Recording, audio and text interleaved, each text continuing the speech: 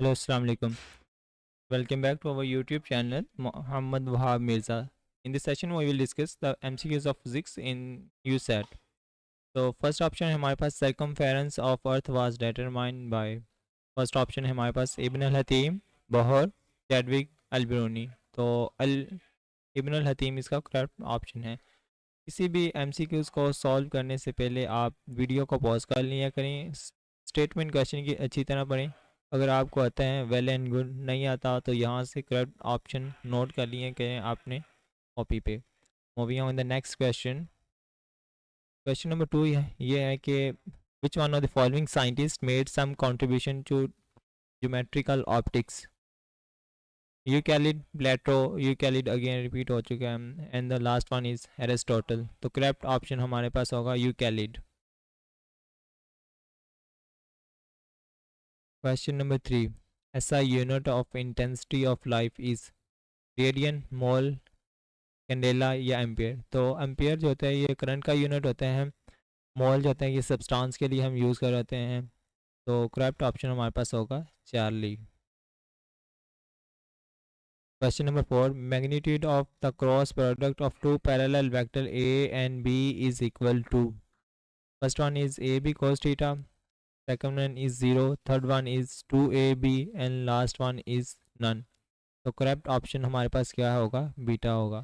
क्योंकि जब हम दो वेक्टर हैं और वो पैरेलल हैं तो इनको जब हम मल्टीप्लाई करेंगे तो हमारे पास ऑप्शन क्या आ जाएगा, zero. Question number 5।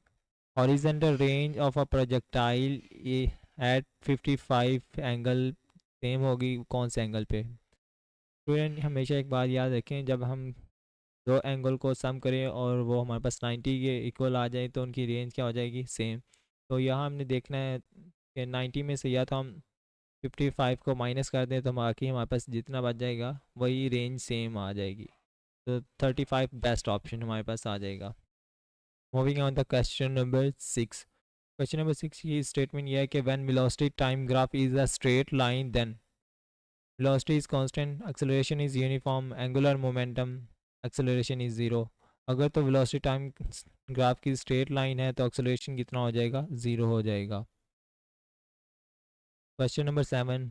10 newton force is applied on a body which produce acceleration of 1 milli square. तो बॉडी का मास कितना होगा, न्यूटन के सेकंड लॉ के मुताबिक F is equal to M A. तो फोर्स हमें 10 न्यूटन की दी है, एक्सेलरेशन 1, तो बॉडी का मास कितना हो जाएगा, 10 kg। Simple one.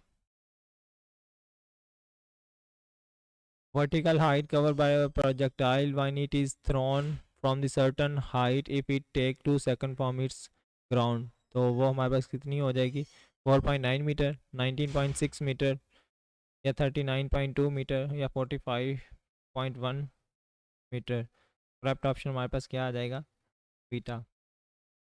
Vertical range को फाइंड करने का फार्मूला ये है कि R is equal to half G T square. जब उसमें वैल्यू हम पुट करेंगे टाइम की तो वो 4 बन जाएगा और उसको हम 9.6 से मल्टीप्लाई करेंगे तो वो तकरीबन 39 और उसको डिवाइड करेंगे 2 पे तो वो हमारे पास कितना आ जाएगा, 19.6 metre.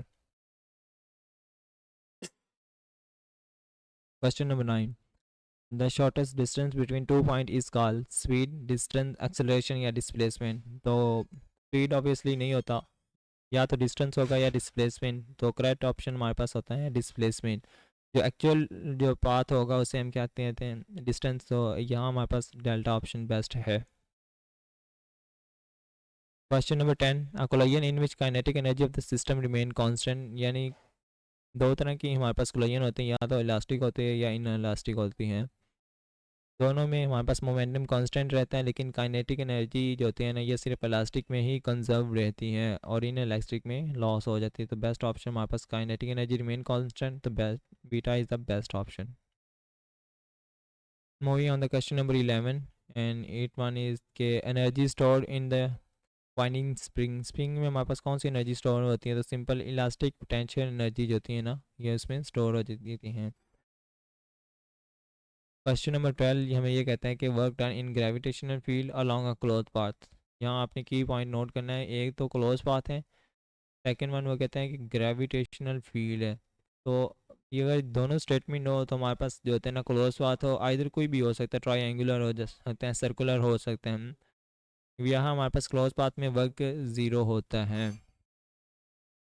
Moving on the question number 13, 1 kilowatt hour is equal to, simple one, इसकी वैल्यू आपने मेमोराइज कर लेनी है, 3.6 mega joule. Moving on the question number 14, के work done by a variable force in moving object between the 2 points is equal to area under। तो F versus D curve, F cos theta versus D curve, F sin theta versus D curve, या zero. तो यहाँ हमारे पास force क्योंकि variable है तो यहाँ beta option हमारे पास करेक्ट होगा। क्वेश्चन नंबर 15 हमें स्टेटमेंट ये कहते हैं कि एक मैन है जिसका वेट 16 kg है, वो 5 सेकंड लेते हैं स्टेयर में जाने के लिए। If he cover height of 5 metre, यानी अगर वो 5 मीटर हाइट कवर करते हैं एंड हॉरिजेंटल डिस्टेंस 10 मीटर है, तो उसकी पावर कितनी होगी? 490 वाट होगी, या 250, 588 वाट होगी, या 2450 वाट। तो स्टूडेंट हमने पता है कि वाट का जो होते हैं पावर का यूनिट है, और पावर को फाइंड करने का सिंपल यूनिट ये होता है कि वर्क डिवाइडेड बाय टाइम। और यहाँ हमारे पास वर्क जो होते हैं mgh, और टाइम पे डिवाइड कर देंगे सिंपल, तो हमारे पास करेक्ट ऑप्शन चार्ली आ जाएगा। Moving on the question number 16, and it is absolute potential energy of an object at infinite height। Point आपने नोट करना है कि इन्फानाइट हाइट हम यहाँ डिस्कस कर रहे होते हैं विद रिस्पेक्ट टू अर्थ। तो इन्फानाइट पे हमारे पास ग्रेविटेशनल की वैल्यू ज़ीरो हो जाती है, तो यहाँ हमारे पास क्या हो जाएगा? ज़ीरो हो जाएगा। Moving on the question number 17, and that one is SI unit of angular displacement। यहाँ हमने SI unit displacement angular displacement का फाइंड करना होता है। हमें पता है रेवोल्यूशन रेडियन डिग्री मीटर, तो SI यूनिट जो होते हैं ना वो सिंपल रेडियन ही है, बाकी इसके दूसरे यूनिट हैं। क्वेश्चन नंबर 18, ये हमें कहता है कि every point of rotating rigid body, यहाँ पॉइंट है कि रोटेटिंग हो रहा होता है और बॉडी क्या है? रिजिड है, तो उसमें क्या चीज़ सेम होगी? तो angular velocity, linear acceleration, linear displacement, correct option हमारे पास एंगुलर वेलोसिटी हो जाएगी, क्योंकि हमारे पास क्या होता है? बॉडी रिजिड है और रोटेट कर रही होती हैं, तो एवरी पॉइंट पे एंगुलर वेलोसिटी की वैल्यू क्या होगी? सेम होगी। Moving on the point, and that one is 19 question, a disc roll done on inclined path। तो इसमें हमारे पास कौन सी काइनेटिक एनर्जी पाई जाती है? आइदर ट्रांसलेशन, रोटेशनल, ग्रेविटेशनल, या all of this. Obviously body rotate कर रही है, उसमें ट्रांसलेशन भी होगी, नीचे आ रही है तो ट्रांसलेशन होगी, और ग्रेविटेशनल भी होगी, तो all of these. Question number 20, के angle subtended by the circumference of circle of radius R is given by.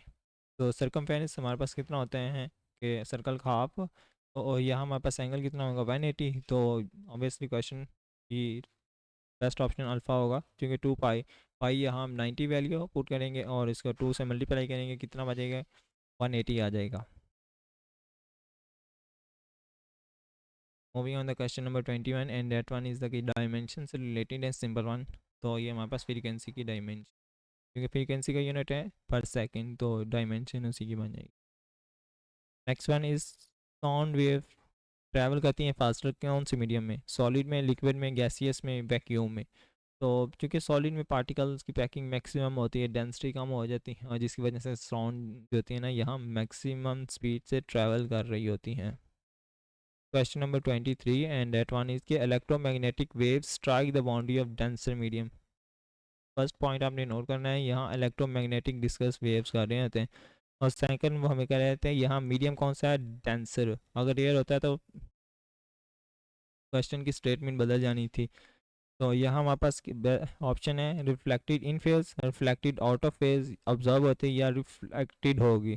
तो क्या होती है? 180 एंगल से ये रिफ्लेक्ट हो जाती हैं, 180 mean out of phase. Single mode step index fibres carry the information with the help of. तो बेस्ट ऑप्शन हमारे पास लेज़र लाइट होगी, क्योंकि laser light is a source of current light. Relative permittivity of air is, तो simple आपने याद किया होगा second year physics के चैप्टर के फर्स्ट में, तो इसकी वैल्यू कितनी होगी? 1.6660।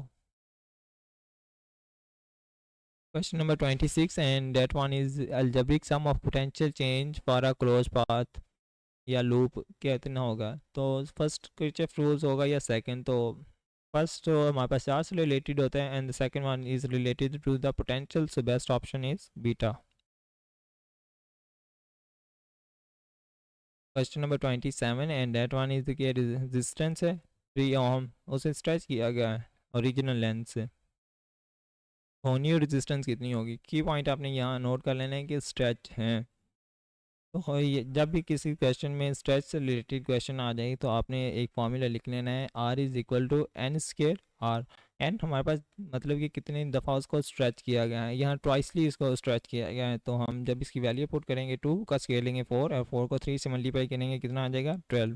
Best option is delta.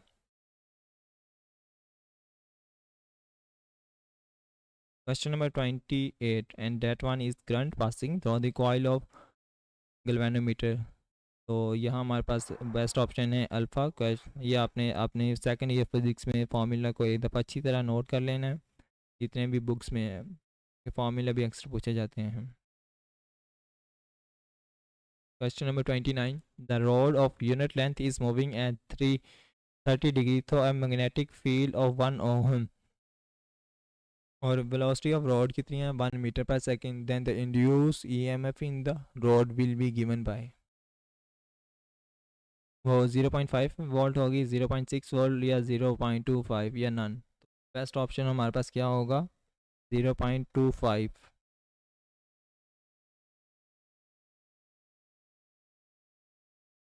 Moving on the question number 30 and that one is के alternating voltage is given by 20.157 time. The frequency of alternating voltage इसकी कितनी होगी, तो यहाँ हमारे पास बन जाएगा 50 ओहम हर्टन।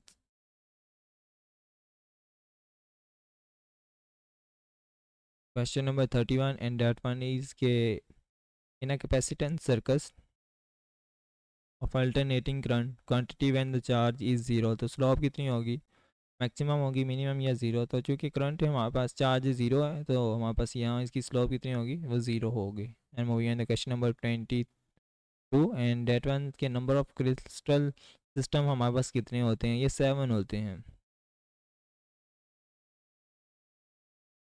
क्वेश्चन नंबर 33 के solid are classified amorphous solid में अभी या क्रिस्टलाइन सॉलिड या पॉलीमेरिक, यस हमने ये तीनों इसकी क्लासिफिकेशन पढ़ी हुई है। अर्थ ऑर्बिट की स्पीड कितनी होती है, ये 30 किलोमीटर पर आवर होती है, आपने इसको अच्छी तरह मेमोराइज कर लेना है। और explain the photo electric effect, photo electric effect किसने एक्सप्लेन किया, मैक्सवेल ने, आइंस्टाइन ने, हेनरी या रदरफोर्ड। तो फर्स्ट ऑफ ऑल हमें पता होना चाहिए कि फोटो इलेक्ट्रिक इफेक्ट है क्या। कि जब भी फोटोन किसी भी मेटल से स्ट्राइक करते हैं तो वहाँ से क्या होगा इलेक्ट्रॉन इमिट करते हैं और इस फिनोमेनन को हम कहते हैं photo electric effect and that is introduced by या explain by Einstein. Question number 36 and that is black body radiation spectrum is example atomic spectrum, line spectrum, continuous spectrum. तो ब्लैक बॉडी जो होता है वो कंटीन्यूअस स्पेक्ट्रम होता है और atomic spectrum जो होता है वो हाइड्रोजन में पाए जाते हैं और जो बैंड स्पेक्ट्रम होगा या लाइन स्पेक्ट्रम होता है वो मॉलिक्यूल्स में होते हैं। क्वेश्चन नंबर 37 इनके charge on positron, simple positron है तो पॉजिटिव होगा charge. Question number 38 and that one is के पार्टिकल इक्वल और greater in mass than that of the proton और कॉल, उसे हम बैरियन कहेंगे, इलेक्ट्रॉन ये मेजियन कॉर्क। तो बेस्ट ऑप्शन हमारे पास क्या होगा बैरियन होगा। Simple one and that one you have to should be memorising कि इसकी वैल्यू कितनी होती है, बाइंडिंग एनर्जी पर nucleus for uranium it is 7.7 mega electron volt. Question number 40 के number of isotope of caesium कितने होते हैं 23, 40, 50 या 36। सीजियम और जियोन के जो होते हैं नंबर ऑफ आइसोटोप वो 36 होते हैं। क्वेश्चन डेल्टा इसका बेस्ट ऑप्शन है। Moving on the next question and that one is 41 k x x-rays are produced due to the transition of electron from k to l, l to k, m to k, m to l। तो best option होगा कि k to l। जब भी X rays K to L से जाएंगे तो K X produce होगा. Which one of the following series of the hydrogen spectrum lies in the ultraviolet region. सिर्फ एक ही हमारे पास है और that one is the Balmer series. बाकी इंफ्रा में पाई जाती हैं. क्वेश्चन नंबर 43 के emission of electron from the metal sulphur when expose to light. अभी हमने पीछे पढ़ा है क्वेश्चन की फोटो इलेक्ट्रिक इफेक्ट इसको कहें. Question number 44 Einstein was awarded a Nobel prize in physics. Einstein को फिजिक्स में नोबेल प्राइज कब दिया गया है? 1901, 1908, 1915 या 1921. तो best option is delta 19.21. Question number 45 one use of a single P N junction semi conductor in an electric circuit is rectified, transistor, battery या none of these. तो rectified is the best option. यहाँ diode भी हो सकता था. The centre region of transistor. तीन हमारे पास reason होते हैं, एमीटर होते हैं, कलेक्टर होते हैं, बेस. तो सेंटर वाले रीजन के हम क्या कहेंगे? Base. Charge to mass ratio of neutron. Neutron की पे चार्ज कितना होता है? फर्स्ट ऑफ हमें ये पता होना चाहिए क्योंकि इस पे चार्ज ज़ीरो होता है तो सिंपली इसकी वैल्यू कितनी आ जाएगी? Zero. Something is zero is equal to zero. Glass and high steel carbon are example. तो डक्टाइल सब्सटेंस होते हैं, ब्राइटल होते हैं, सॉफ्ट सब्सटेंस या हार्ड सब्सटेंस. तो ये हमारे पास ग्लास और हाई स्टील जो होते हैं ये ब्राइटल सब्सटेंस की एग्जाम्पल हैं. The concept of direction is purely relative, absolute, relative to motion या none of these. तो कंसेप्ट ऑफ डायरेक्शन जो होता है वो relative होता है. And here is last one MCQs. The force which is responsible for breaking of radioactive